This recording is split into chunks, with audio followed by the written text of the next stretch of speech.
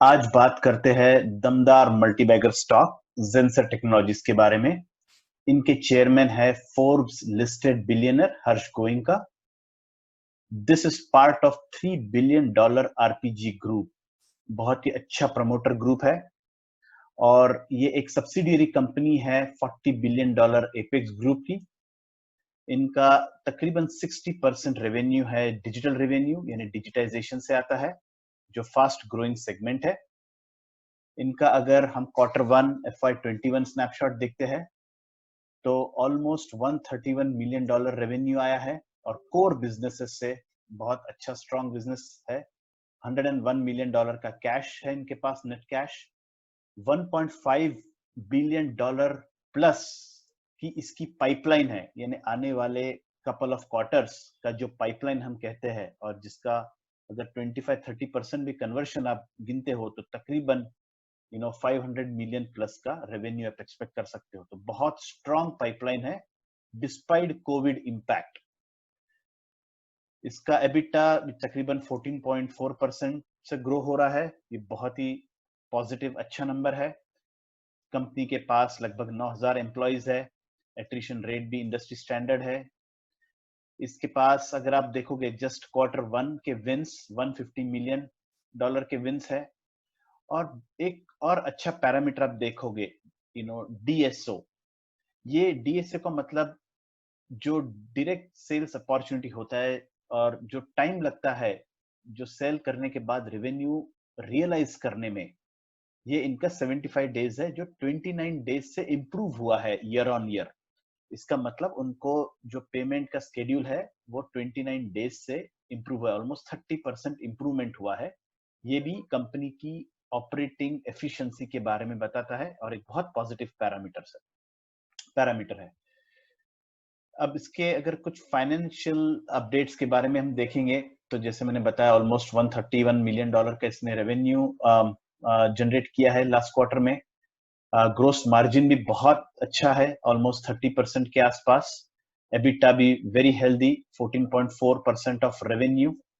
और profit after tax इसका तकरीबन $9.7 मिलियन रेवेन्यू है, that is about 7.5%, 7.4% of the revenue. इसके कुछ बिजनेस एस्पेक्ट्स के बारे में अगर हम देखेंगे तो ये जो इसका बिजनेस है ये क्लाउड एंड इंफ्रास्ट्रक्चर सर्विसेज में है। Right from services to implementation, consulting, हर एक सेगमेंट में है। और आप देखोगे cloud, cyber security, artificial intelligence, internet of things, analytics, artificial and robotic process automation, और जो भी डिजिटलाइजेशन के रिलेटेड सेगमेंट्स है, जो अभी फास्टेस्ट ग्रोइंग सेगमेंट आप बोलोगे इन द वर्ल्ड, और इसके सिक्योरिटी रिलेटेड है, इसके क्लाउड इंफ्रास्ट्रक्चर रिलेटेड है, ये सभी में इसका बहुत स्ट्रांग बिजनेस प्रेजेंस है। इसका डेटा मैनेजमेंट में, डेटा कंप्लायंस में भी अच्छा बिजनेस है। यूजर सेंट्रिक एक्सपीरियंस, ये भी आज बहुत एक इनोवेटिव फील्ड गिनी जाती है, बहुत डिमांड फील्ड गिनी जाती है, जहां पर इसके पास प्रोजेक्ट्स है। गुड कस्टमर एक्सपीरियंस और ऑपरेशनल एफिशिएंसी, तो इसका बहुत स्ट्रांग वर्टिकल फोकस्ड बिजनेस है। इसका एक और बहुत अच्छा पॉइंट ये है कि जो भी टॉप एनालिस्ट है इसने काफी अच्छा कवरेज और रिकग्निशन दिया है। That means this company is very well recognised in the analyst group. ISG, Gartner का रिपोर्ट आप देखोगे, that is mentioned, commerce vendor guide 2020 में इसका मेंशन है निश प्लेयर। एंड गार्टनर का जो मैजिक क्वाड्रेंट होता है, जो लीडरशिप क्वाड्रेंट होता है, यहाँ पर ये इसका रिफ्लेक्ट हुआ है for managed mobility services and global services. Right, अगर इसके आप देखोगे एचएफएस रिसर्च ने भी इसको मेंशन किया है as top 10 agile software development company. So this is very well recognised company. अब हम देखते हैं इसके शेयर होल्डिंग पैटर्न पर। तो शेयर होल्डिंग पैटर्न भी इसका काफी हेल्दी है, ऑलमोस्ट 49.23% प्रमोटर्स के पास है। This is a very healthy percentage. और अगर आप देखोगे तो शेयर होल्डिंग जो प्रमोटर के पास है ये इंक्रीज हुई है over the last year to 2 years, right, 48.87 से 49.23 हुई है। This is also very positive sign. FIIs का भी इन्वेस्टमेंट है, DIIs का भी बहुत हेल्दी इन्वेस्टमेंट है। इन और DI का अगर आप कैटेगरी देखोगे तो across financial institute, mutual funds and other DIIs का काफी अच्छा होल्डिंग है। अब इसके हम बैलेंस शीट और इनकम स्टेटमेंट पर थोड़ा गौर करते हैं, ये भी मुझे बहुत इंप्रेसिव लगता है। तो अगर आप देखोगे इसका, let me take year on year annual data first. तो अगर आप इसका year on year sales growth देखोगे, सो 2900 करोड़ से ये बढ़ के 3000 करोड़ से आज मार्च 2020 में ऑलमोस्ट 4100 करोड़ का इसने सेल दिया है। सो काफी इंप्रेसिव इसका सेल्स ग्रोथ है ईयर ऑन ईयर।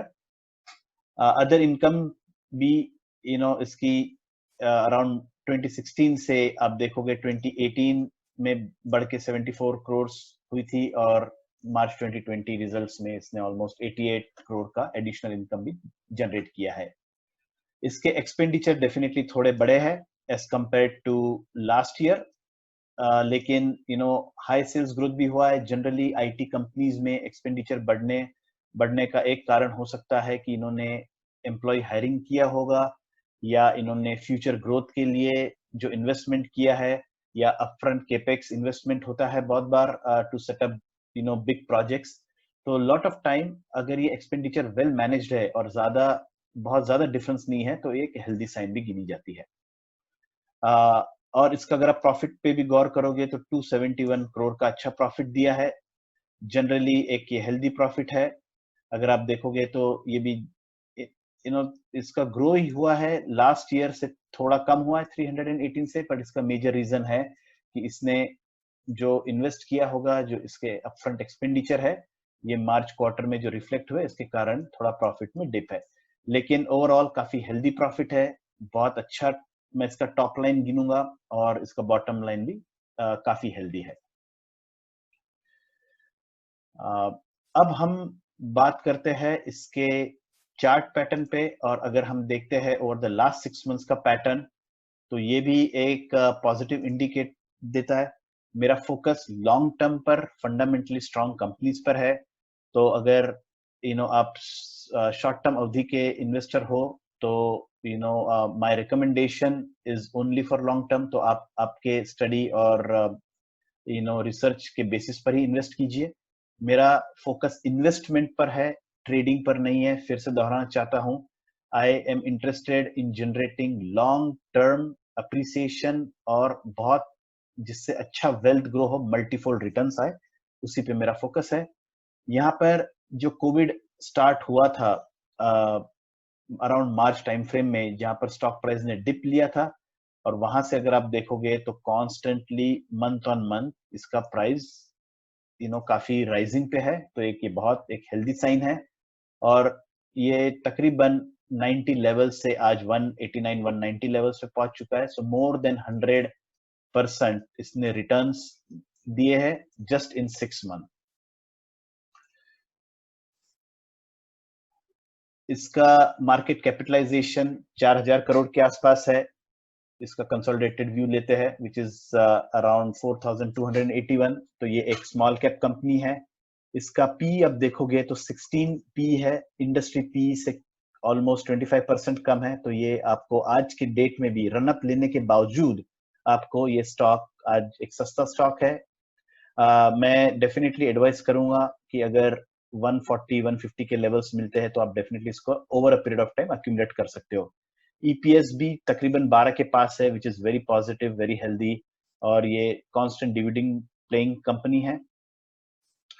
और डिविडेंड पे अगर हम नजर डालते हैं तो लेट्स सी, तो ये भी एक आपको अगर आप देखोगे तो ऑलमोस्ट मेरे पास डेटा 2002 से है यहाँ पे मनी कंट्रोल में। तो आप देखो कांस्टेंट डिविडेंड दे रहा है, और डिविडेंड स्लोली स्लोली इंक्रीज हुआ है 15 से 25%, 30 40% 60%, और इंटरिम डिविडेंड, फाइनल डिविडेंड मिला के ऑलमोस्ट 140 150% तक इसका डिविडेंड ग्रोथ हुआ है। इसका मतलब इसने कैश भी अच्छा रिजर्व किया है, शेयर होल्डर फ्रेंडली कंपनी है, और ये कांस्टेंट डिविडेंड दे रही है कंपनी। इस कंपनी ने 2010 में बोनस भी दिया है, और दिस हैज बीन 1:1 रेशियो में, और मेरा मानना है कि आने वाले समय में भी ये कांस्टेंट बोनस कंपनी इश्यू कर सकती है। ज़ेंसर टेक्नोलॉजीज का आप रिजर्व्स और सरप्लस देखोगे तो 2016 में ये 1200 करोड़ से आज 2020 में बढ़ के ऑलमोस्ट 2000 करोड़ का रिजर्व्स एंड सरप्लस में ग्रोथ हुआ है। तो ये बहुत शानदार बैलेंस शीट भी दर्शाता है। मुझे इसके सभी पैरामीटर्स बहुत स्ट्रांग लगते हैं। Very good promoter group, product services और कस्टमर ग्रोथ काफी अच्छा है। $1 मिलियन प्लस क्लाइंट्स भी इसके पास काफी सारे हैं और अच्छा ग्रोथ हो रहा है।